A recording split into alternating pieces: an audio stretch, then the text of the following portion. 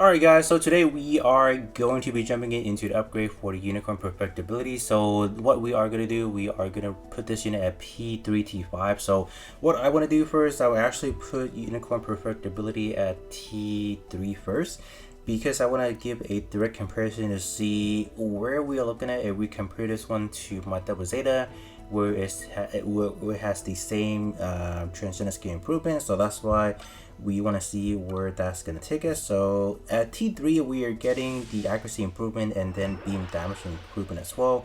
So that's pretty much, I want to say, is the same thing as what Double Zeta is getting as well. So I think that should give us a better perspective to see what this unit is capable of doing. You can see, well, that's not the team that we're using. It should be, all right, this one over here. So for Double Zeta, is pretty much the same thing. We have accuracy and then range damage. So it's actually a little bit different. So because range damage literally just talking about all the weapons. So I think this one is definitely, you can say by far, maybe it is a little bit better. But you know, honestly, they are roughly about the same. Oh, this one also does have some unit enhancement in there as well, but it's not really that much, so I'm not even gonna count that as anything right there. But without any further ado, we'll hop into the same co-op and then we'll see what we are looking at. Alright, so we are gonna keep it the same formation as we had last time around, and then let's just give it a go. So we're just gonna do this at 2x speed because you guys know it's gonna take us a long time to complete this. So so how are we doing so far? Wow, look at that, Unicorn's already taking over. That is kind of insane. So yeah, just give it some extra damage. It's gonna be doing a lot more better. So I do expect once this unit is at P3T5, it's gonna start looking pretty good. So I think after unit enhancement wise, I think it's definitely gonna be way better than I have anticipated, because I honestly thought this unit wasn't gonna perform all that great. But I mean, whenever we talk about critical rate, critical attack, it's just one of those wild cards, because we are able to constantly do a lot of those attacks. Chances are we always just gonna be doing a lot more damage. But in terms of this scenario, you guys can see that Double Zeta is still just doing a lot of damage. That's kind of insane, but I think we're definitely doing a lot more better than what we were doing initially, right? I think it's roughly about the same. Gotta say, yeah, still okay, 12 mil. So that's definitely not that bad. I'll definitely give it that. So that's definitely a good run right there. So I think now we'll just kind of put this unit all the way up to, let's say, put it at P3 and put this unit to P5, and then we'll just kind of give it another shot, and then we'll see where we're looking at after that. Yeah, so that's the score there. So Sazabi actually did more. So I think I just want to say Sazabi was able to dodge a lot of hits, so that's why the damage just exponentially jumped with that unit. And then Double Zeta, I don't even think we took any hits, so that's why it was able to maintain both of the 48% damage stack, so that's why it was able to maintain high damage. And then for Unicorn Perfectibility, I'm just gonna assume we didn't quite hit as many critical attacks as we wanted to, so that's why it wasn't that much. And then followed by Zeta. So now that we have a good idea of what we're looking at, so this time around we finished at 192nd, so let's kind of keep that in mind, and then next time around we should hopefully be able to beat that. So let's kind of upgrade it first, and then we'll be right back again.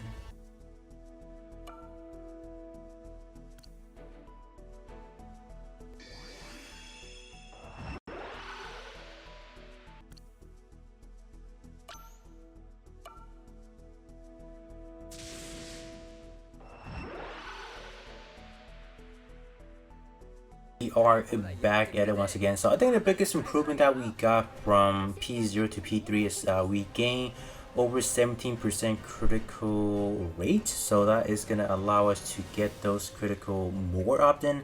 And then the fact that we did have some stat gain throughout the way, so that is also going to allow the critical rate to just be better, so we can just activate critical attack better. And then at T5 we also gained 36% critical attack, so that's gonna improve our overall critical damage as well. So let's just see. I mean, I do expect this to perform better, right? I supposedly, but I think still it's not really gonna beat out Double Zeta, I would have to assume, because Double Zeta is one of those bombardment unit, and bombardment unit in general just do a lot of damage regardless. All right.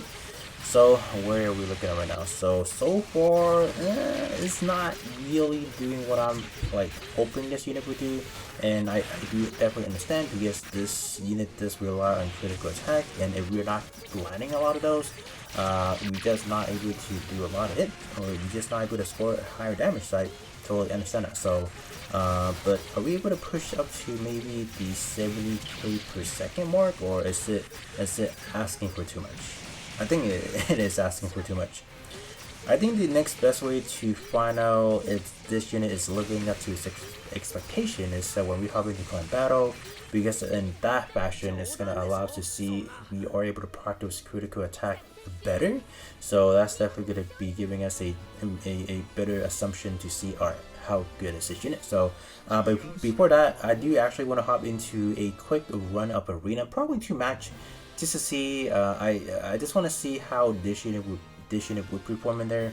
I would say this unit may not be the best candidate to use in arena, but I still wanted to see how it will fare in there. Alright, so that is what we were able to deal with. So 12 million, so definitely not really impressive at all. So I guess it's quite disappointing, I would have to say. So arena we go then. Alright, in arena, I don't know. I feel like using this unit in arena probably wouldn't even be that good at the moment, just because of the fact that we don't really have a lot of blue element to counter in a way, or most of the blue unit is not really hard to take down at all anymore. So to me, it seems really hard for placement wise. I wouldn't exactly know where I want to place this unit at all. So I guess we can kind of go with this direction. Or I can just kind of put it on the back slot just to ensure that we don't really die outright like that. One time speed for arena, because usually they do go by relatively fast anyways.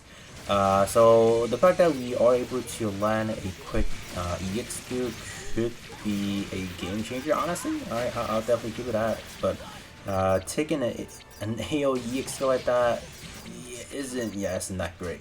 Alright, so yep, we died right there. Kind of unfortunate. Alright, so let's kind of see how we did. So we didn't do too terrible, I'll give you that. We were able to pop an EXQ right away, so I think it definitely could be usable, because if you are able to pop an EXQ that fast, that means you should be able to control at least one enemy or two. So I just want to see who we targeted for the EXQ. So we hit, okay, so we were only able to hit the full armor and then the bow, because that's we have to take care of the tank first. So that's kind of how it is. So only 28k, huh? So that's not necessarily the greatest damage, and then we were killed by Hamahama. Yeah, so that's the problem. Having a red unit is just not that great, because it easily get melted down right away. So yeah, let's actually just do one last one then. Alright, so this one is actually not that bad, so I think we can kind of go with the same play right here, and then we can probably I think I'm just gonna go this direction, go with that. I think we should, I'm gonna see if we can actually target Hakashiki like that, and then we can align an EXQ with on Hakashiki. That would be great, right? Alright, come on. Okay, we activate ours. Okay. Ooh, are we gonna die right there? Okay. Gotta have it. Oh, we die. I don't know who killed us though, that's the thing. Oh wow. Or could we actually activate EXQ twice in a row like that? That's kind of like the hardest thing to do, like be able to gain back that fast. But I would definitely take that. So we got a dub right there. I'll take that. Alright, so let's kind of see what Unicorn could do right there, or what did we do. So I don't think we did that much, honestly, with the EXQ. So wow, we activate EXQ within the first 5 seconds. So it looks like Hakashiki wasn't even evading on that much. We got that down. So EXQ, we were able to land that, but after that Hakashiki was just evading, so we evade 6 of that.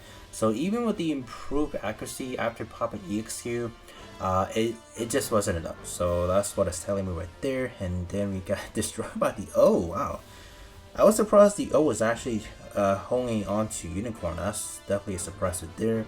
So the normal attacks doesn't seem to be that much at all. So yeah, 13k for both of them right there. And then we took an EXO from Hakashika probably, and then hit Eskendem. Okay.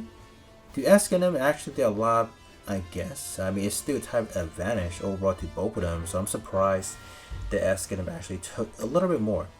So the O actually, yeah, so the O actually down Unicorn, so that was the unfortunate factor right there. But alright, that's not bad of a showcase right there. So alright, without any further ado, we're gonna hop into Climb Battle one last time, and then we will kind of see if those critical attacks are living up to his expectations. Alright, so we are gonna stay with the same formation right there. So this time around, let's see. Alright, so hopefully Unicorn can give us a throw us a ball, man. Like we got you to what, P3 T5 now, so let's kind of see, was that even all worth it, right? So are those critical attacks landing? I don't really see. Oh, it looks like it is. All right. Yeah, it kind of looks like it is, because we were able to see kind of a bigger damage marker now. So okay. Oh yeah. Maybe we are doing so. Oh, okay. Yeah, it looks pretty good. So can we actually break our old record of being 4,500? Because that was kind of like the max that we've been hitting thus far. So for solo wise, I do expect better number this time around. Oh yeah, we still got 10 more seconds left. So okay. So it looks like the magic for this climb battle, it looks like dealing critical attacks is the way to go. So okay. Mid 5,000 it is. Oh, 6,000. Oh, almost 6,000. Okay, that was that's what we love to see. So it looks like the effort into pulling for Unicorn and upgrading using Rainbow Coins and all that good stuff is actually worth it. So I'm definitely glad that I did not waste my resources, because that would be pretty bad. But that's not bad actually. I'll definitely take that. Alright, so 5,900 it is. So yeah, so it looks like critical attacks are the way to go for this climb battle, but I would not suggest you guys to use that Easy 8, because I don't really think Easy 8 is going to be offering too much to the overall squad, especially my team comps. If I were to remove 1 or 2 units, I think it would definitely throw out the balance. So I think that's why using this setup was kind of the way to go for me personally. But yeah, I think that is definitely going to be pretty much it in terms of the P3 T5 testing for Unicorn Perfectibility. Definitely better than what I have anticipated, so that's definitely pretty good. So other than that, that is going to be it for me, and I'll be catching you guys all on the next one.